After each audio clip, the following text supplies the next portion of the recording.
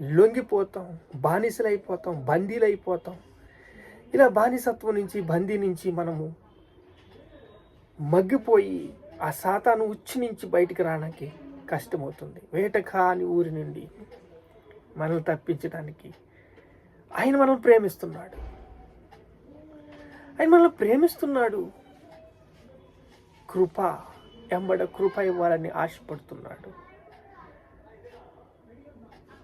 మనల్ని ఎంత ప్రేమిస్తున్నాడంటే వేట కాని ఊరి నుండి నాశనమైన తెగులు రాకుండా, నాశనమైన తెగులు వచ్చేస్తుంది మనకి.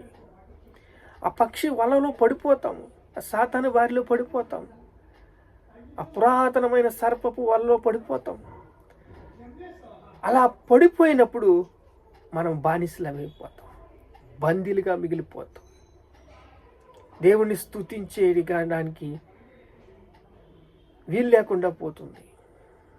అందుకే వేట కాని ఊరి నుండి మనల్ని తప్పించాడు, ప్రమాదం నుంచి మనల్ని తప్పించాడు, పరిస్థితుల నుంచి తప్పించాడు, ఆపదల నుంచి తప్పించాడు. మనల్ని తప్పించి, మనల్ని ప్రేమించి, మనల్ని స్థిరపరుస్తున్నాడు, ప్రేమిస్తున్నాడు. ఆయన పరిశుద్ధతను జీవిస్తున్నాడు. అలా నాశనమైన తెగులు రాకుండా అనేక ఈరోజు నాశనమైన తెగులకి బందీలైపోయి, బానిసలైపోయి, విడుదల లేక